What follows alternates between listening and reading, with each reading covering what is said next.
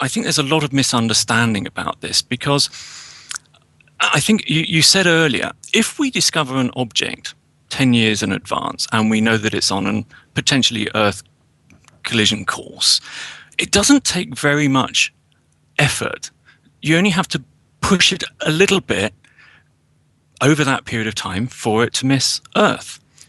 That's correct, isn't it? That's exactly right, because you have to realize that the Earth is a moving target. Yep.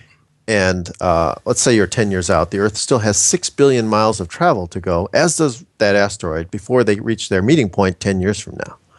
And if you work out the numbers, for typical asteroid orbits, you're looking at a millimeter or a couple millimeters per second of change in the speed of that asteroid you need to give it in order to make it miss. That's not a lot. And so when you have that much warning, if you actually work out for call it a 50, 100 meter asteroid, 200 meters, something like that, simply running into it with a small spacecraft is typically enough to change its velocity by a few millimeters per second.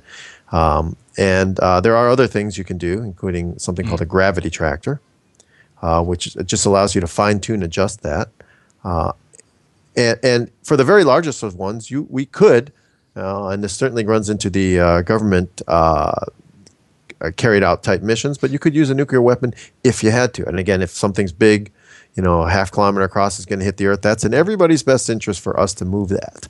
Well, I wanted to, that was going to be my next question to you, because so we've got this technology which you guys and others have worked out that if we spot one of these things far enough out, we can give it a little nudge over a long enough period of time. And by the way, if anybody wants to find out more information about some of those technologies and developments that B612 developed over that 10-year period, there's stacks of information on the B612 Foundation. I think it's .org website, isn't it, Ed? Our website is b612foundation.org. It's all one word, b612foundation.org. Fabulous information there. But one of the things that surprised me at the recent NASA workshop, we were talking to the Japanese team who were there.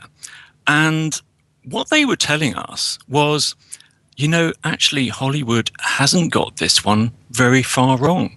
That if we don't have that kind of warning, if we spot an asteroid months or weeks out, our only practical option at the moment is to send a nuclear missile to it. And it's not very practical. Is that correct, Ed? It's not very practical. So. That's correct. And in the vast majority of those cases, it simply isn't going to do much. The only, I would say, I would make it even slightly more dire sounding than that. If you only have, weeks or months, our only real practical thing we can do is evacuate the area. Now, if it's a large enough asteroid, we can't evacuate the Earth. It's tough luck. And I personally think that we, as citizens of planet Earth, can do better than that.